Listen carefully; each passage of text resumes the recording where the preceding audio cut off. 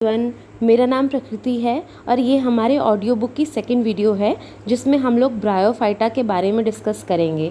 इससे पहले वाली वीडियो में हमने रिक्शिया के बारे में डिस्कस किया और इस वाले वीडियो में हम लोग मार्केंशिया के बारे में पढ़ेंगे। मार्केंशिया एग्ज़ाम पर्सपेक्टिव से बहुत इम्पॉर्टेंट है। So without wasting any time let's start with the video. If you like my video, please hit the like button and subscribe to my channel and share as much as possible. So let's start. सबसे पहले बात करते हैं Marchantia की। Marchantia होता क्या है? Marchantia हेपेटोकॉप्सिडा का एक मेंबर है जो कि डायशियस इन नेचर होता है, मतलब मेल एंड फीमेल दोनों ही अलग अलग प्लांट में पाया जाएगा। और इसका एक स्पीशीज़ है मार्केंशिया पॉलीमॉर्फा जो कि पायनियर है, मतलब सॉइल में पाया जाता है मेनली। और ये इसका जो नेचर होता है थैलस का वो डॉर्सोवेंट्रली होता है। It is dorsoventrally flattened and dichotomously branched. It is having midrib on the dorsal side. इसके डॉर्सल साइड पे मिडरिब प्रेजेंट होगा। मिडरिब का नेचर जो होता है या तो सैलो ग्रूव की फॉर्म में होता है वो। और जो वेंट्रल सरफेस पे स्केल्स पाए जाते हैं और राइजोइड्स पाए जाते हैं।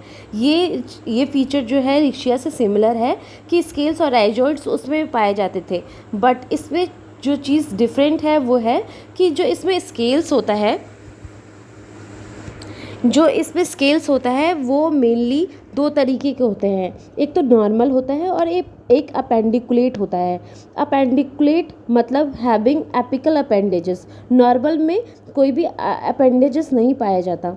और जो इसमें राइजोइड्स होता है वो यूनिसेलुलर होता है, अनब्रांच्ड होता है, स्मूथ वॉल्ड ट्यूबरकुलेट, या तो स्मूथ वॉल्ड होगा या ट्यूबरकुलेटेड होगा। ये दो टाइप्स हैं इसके। तो इसमें आप लोगों ने क्या याद रखना है कि वेंट्रल सरफेस पे स्केल्स और राइजोइड्स होते हैं। स्केल्स दो तरीके का होता है, अपेंडिकुलेट एंड नॉर्मल, एंड राइजोइड्स जो होता है वो स्मूथ वॉल्ड होता है और ट्यूबरकुलेटेड होता है। और जो इसमें एक और डिफरेंस है रिक्शिया के मुकाबले, दैट इज़ कि जो इसका स्केल्स होता है वो हमेशा ही मिडरिब के साइड में पाया जाता है। बट अगर हम लोग रिक्शिया की बात करें तो इसके जो स्केल्स होते हैं वो मार्जिन के साइड में पाए जाते हैं। तो ये मिडरिब के साथ साथ अगर पाया जाता है तो that is a feature of Marchantia. अगर हम इसके थैलस की बात करें तो इसका थैलस ऑलमोस्ट रिक्शिया से सिमिलर है। अगर आप लोगों ने वो वाली वीडियो नहीं देखी है तो प्लीज़ जाके उस वीडियो को देख लीजिए। इससे आपको प्रिमिटिव थैलस की एक जानकारी मिल जाएगी जिससे आपको ये वाला समझने में इजी पड़ेगा। तो इसका थैलस उसकी तरह ही होता है। अपर जो होता है फोटोसिंथेटिक रीजन है और जो लोअर होएगा वो स्टोरेज रीजन है। जो दोनों अगर अपर फोटोसिंथेटिक रीजन की बात करें तो ये इसमें पायरेनॉइड्स नहीं प्रेजेंट होता और storage region mainly storage purpose के लिए होता है। इसमें भी क्लोरोप्लास्ट जो होता है मेनली एब्सेंट होता है। और जो इसका जो अपर एपिडर्मिस है उसके ऊपर एयर पोर्स प्रेजेंट होते हैं जो कि बैरल शेप्ड के होते हैं। अगर रिप्रोडक्शन की बात करें तो रिप्रोडक्शन जो है इसका रिक्शिया से सिमिलर है। ओल्डर थैलस की डेथ से न्यू प्लांट फॉर्म हो सकता है या तो एडवेंटेशियस टिश्यू से नया प्लांट फॉर्म हो सकता है। थर्ड चीज़ है कि बाय द गैमा जैसा इस वाले फोटो में आप देख सकते हैं। ये जो सर्कुलर स्ट्रक्चर है उसे गैमा बोलते हैं। गैमा भी एक रिप्रोडक्शन का तरीका है। ये मेनली डॉर्सल सरफेस पे प्रेजेंट होता है और ये मिडरिब के अलॉन्ग प्रेजेंट रहता है। तो आप ये चीज़ ध्यान रखिए कि गैमा से रिप्रोडक्शन होता है मार्केंशिया में। और इसका जैसे कि अगर हम लोग कंपेयर करें तो रिक्शिया में जो सेक्स ऑर्गन प्रेजेंट होते थे वो थैलस में ही प्रेजेंट होते थे through the multicellular stock.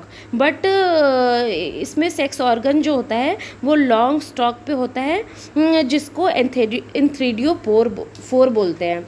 और जो एंथ्रीडिया होता है वो मेनली इम्बेडेड होता है डॉर्सल सरफेस पे और इसके पास ये मार्जिन के अलॉन्ग फॉर्म होता है पेल्टेड डिस्क में।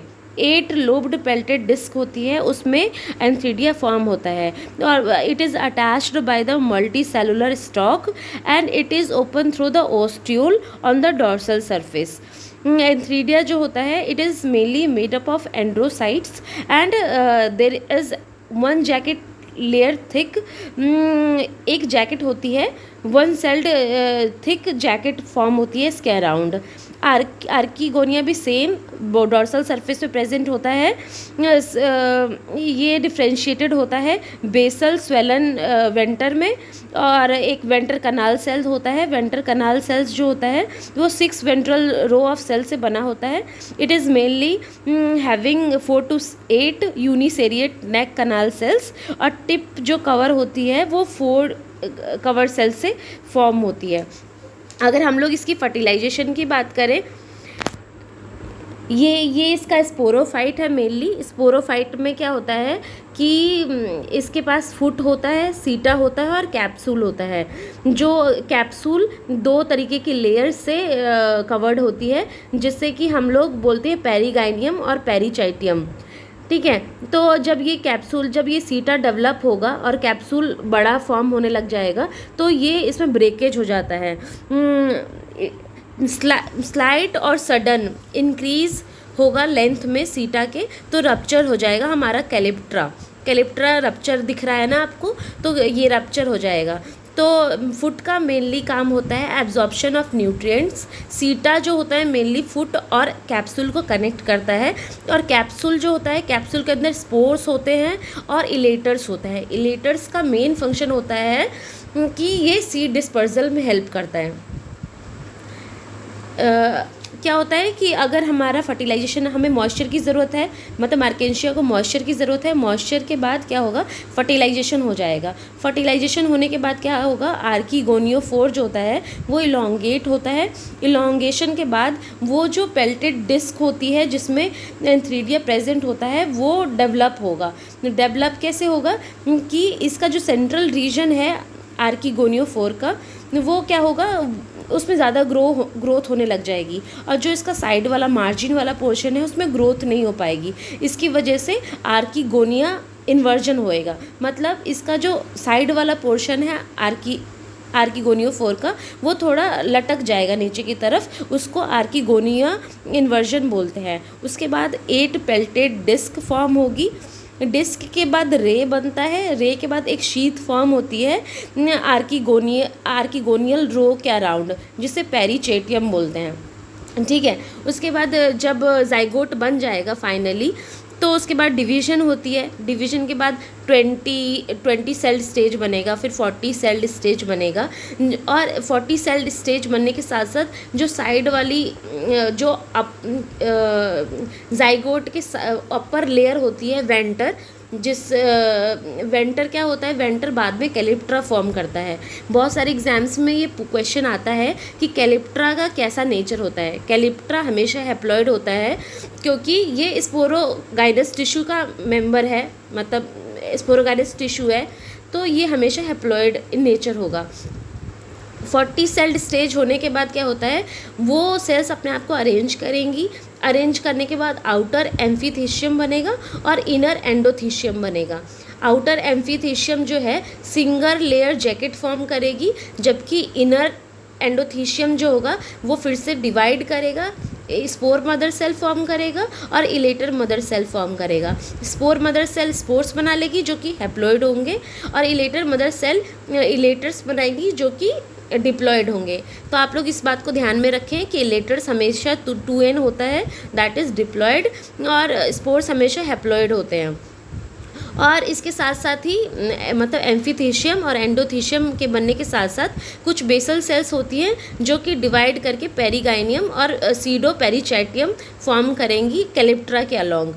ठीक है, तो आपने यहाँ पे जैसे इस वाले डायग्राम में आपने देखा कि जो स्पोरोमैच्योर स्पोरोफाइट है वो बनाएगा फुट, सीटा और कैप्सूल। फुट जो है एब्जॉर्प्टिव ऑर्गन है, सीटा जो है कनेक्ट करने का काम करता है, कैप्सूल जो है वो स्प्लिट हो जाता है वेल्वीज में। और एक और क्वेश्चन आया था आरपीएससी में कि जो सीटा है उसका इलोंगेशन कैसे होता है, तो इलोंगेशन होता है, उसके सेल्स जब इलोंगेट करते हैं सीटा के तो वो इलोंगेट करता है, डिवीज़न नहीं होता, उसके सेल्स के इलोंगेशन की वजह से वो इलोंगेट करता है। तो मैं अगली वीडियो में इससे रिक्शिया मार्केंशिया से रिलेटेड क्वेश्चंस जो अलग अलग एग्ज़ाम्स में पूछे गए हैं वो मैं आप लोगों के साथ शेयर करूँगी। प्लीज़ मेरे चैनल को सब्सक्राइब कीजिए, लाइक कीजिए, तभी मैं ज़्यादा से ज़्यादा मोटिवेटेड फील करूँगी और ज़्यादा से ज़्यादा वीडियो, ज़्यादा से ज़्यादा चीज़ें आप लोगों के साथ शेयर कर पाऊँगी। क्योंकि मेरा भी लैब होता है, मैं भी पूरे दिन काम करती हूँ, मेरा भी रिसर्च वर्क है, तो मैं इन सब चीज़ों से अलग हटके आप लोगों के लिए वीडियो बना रही हूँ। तो प्लीज़ कुछ लव प्लीज़ कुछ लव शो करिए, कुछ मतलब मेरे चैनल को सब्सक्राइब कीजिए, ज़्यादा से ज़्यादा शेयर करिए, तभी मैं इसको कंटिन्यूअस रख पाऊँगी, वरना it would be hard for me to continue this channel. Thank you so much.